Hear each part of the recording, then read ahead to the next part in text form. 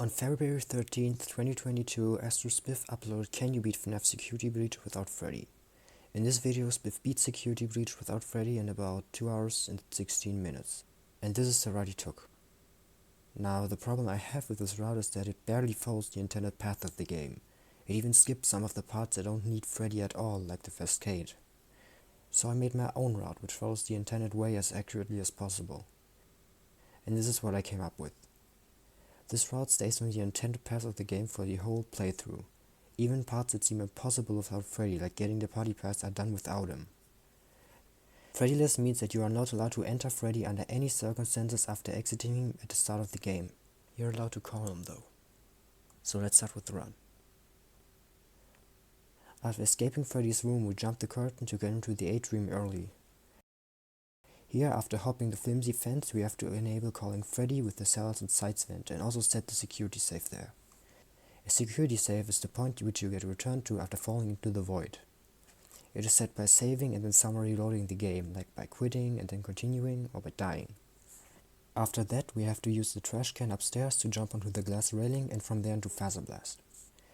Jumping down the railing unloads the game because you are outside of the area. Instead of running forward into the Phaser Blast lobby like most Freddyless routes, we'll have to take a right turn and run behind this level 10 door. Behind is an unfinished staircase which just leads to the void. But conveniently, the staircase is placed directly above the area from the start of the game, so if you fall down, you'll end up here. And after getting a camera access in the first security office, we have to call Freddy to get on top of the spin, unload the game, and fall out of bounds. Falling while entering a hiding spot in the old patch unloads the game. This is done to get around the 12 AM trigger that is behind this door, because we'll need it in the future. Falling out of bounds will set us back to the security safe in the atrium. To get into the lobby behind the 12 AM trigger, we can use the stroller to unload the game and just run in. And after doing all the lobby stuff, we have to set our security safe in the lobby and go into the daycare. The daycare itself is no problem because you're still not supposed to have Freddy here. The problem is that after Sun kicks you out, you have to enter Freddy to avoid the other animatronics, and on top of that a moonchase begins when you walk up the stairs, which could only end by getting to the recharge station outside of the daycare, with Freddy. But that isn't an option in Freddyless, so I found a way around it. After Sun puts us down, we'll have to run to the right to where Roxy is. She isn't a threat because you can just run around her to make her lose aggro, since she can turn very quickly while running. Then we can just unload the game using a popcorn wagon, jump out of bounds, and get back to the safe station in the lobby. We can't use the safe station at the daycare for this, because the game puts up barriers that kill you as soon as you walk through them. I call them moon barriers. These normally disappear after you get out of the recharge station, but since we never entered the recharge station in the first place, they will just stay there for the rest of the game. And the triggers that start the moon chase will also stay there, making the daycare a pretty dangerous area from now on. But that won't be a problem until we do Monty Golf. For now, we make our way to the lobby where we have to choose a path after getting the map from Mapbot.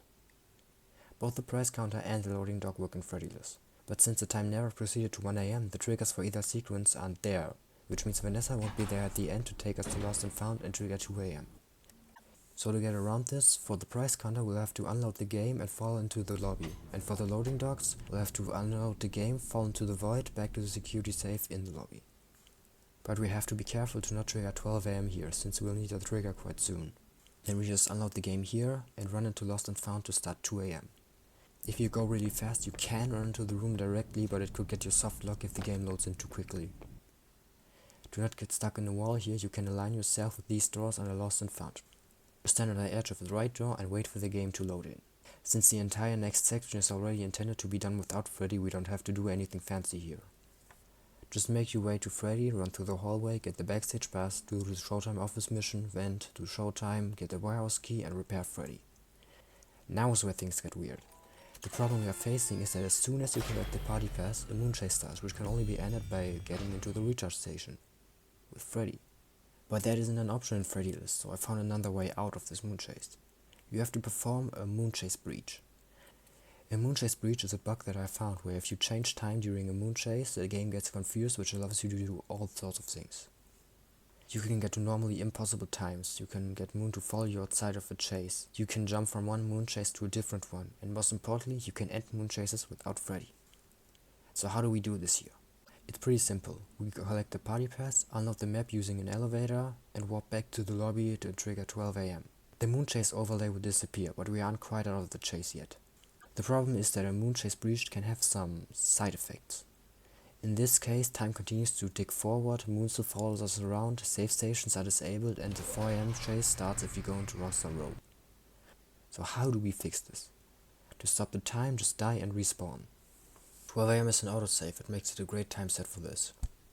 To get rid of moon and enable save stations, we just have to use the party pass and then ride the elevator. But Rockstar Row will stay inaccessible for the rest of the run. And the atrium barriers will stay at 12 AM until you either get the Phaser Blaster, or if you go with Monty Golf, until you get the head and Roxy Raceway. To deal with Moon more easily on the way to the attractions, just remember that he spawns in front of you every few seconds and will run after you if you look at him for too long. Let's start with Monty Golf. To get into Monty Golf with 12 AM barriers, we'll have to go to El Chips first. There we have to climb up this cactus plant thing, jump onto the small ledge on the wall, and then onto the escalator railing, and from there into Pirates Cove. Then we do the normal Monty Golf route. To get out of Monty Golf and into the Daycare, we just have to walk through this wall into the space between Monty Golf and the atrium, and from there into the Daycare. We can't go the normal way because moon barriers. And since we skipped the first moon chase, we can't go onto the stairs in the Daycare either. But the bottom floor and the theater are totally fine. So we just go through these gates to the Daycare, grab the control key, unload the game, and jump out of bounds to get back into the lobby. Now Mazer size. To get there we'll have to again climb this cactus at El Chips, but now jump onto the sign, and from there unload the game by falling into the hiding spot and run behind the barriers. Mazer size and the Monty fight are no problem. Just make sure to jump over the barriers after the fight using Monty's corpse to prevent the upgrade chase from triggering. Now we upgrade Freddy with Monty's claws and head to Roxy Raceway. If the main stage elevator doesn't work, you can unload the game using Roxy's elevator and warp out. Don't take the elevator into Rockstar Row, or it will start a moon chase. You should generally keep your security safe somewhere accessible just in case. If you want to do Phaser Blast instead, we have to start by jumping into Phaser Blast using this trash can, the railing, and then the escalator, just like at the start of the route. When instead of running to the right, we have to wait for the game to load in so we can use the party pass, get rid of moon, and then do Phaser Blast normally. Since the Phaser Blaster sets the time to 4:15 AM, the atrium barriers will change to their usual positions, which makes this route far easier than Monty Golf. So now we just do Bunny Bowl, go into the Pizza Bot kitchen and try to cheat. But getting the time back on track also means that the sequence is back to normal. And that means that the upgrade moon chase will trigger even if we unload all of the sewers instead of going through the staff bot silo. We can't skip getting the Phaser Blaster because the time needs to proceed so we can use the trash compactor to the Chica fight. And we can't go backwards to the sewers because we don't have Freddy. But luckily for us, the moon chase trigger at the end of the upgrade only works forwards. So if we set the time somewhere after 5 AM, the chase can't start. We just have to collect the head on Roxy Raceway early to set the time to 5:15 AM and then do the upgrade. Now we go to Roxy Raceway. All of Roxy Raceway and the Cascade can already be done without Freddy. We'll just have to call him once to open the Monty or Chica gate and the entrance. Then we get the head and the dance pass, do the Cascade mission, repair the head, shadow Roxy, and upgrade Freddy with our eyes. This starts the last moon chase, which doesn't even need Freddy to be completed. If the stage elevator doesn't work again, just unlock the game using Roxy's elevator and warp away. And we're done. This is how you can beat FNaF Security Breach without Freddy while still doing everything the game wants you to do normal. 5 out of the 6 endings are possible without Freddy. The only ending that is impossible, at least currently, is the Afton ending, because the starting cutscene can only be started while inside of Freddy. And that cutscene also puts you into Freddy, which is against the rules. So that's it. The record is now at 1 hour, 24 minutes and 48 seconds.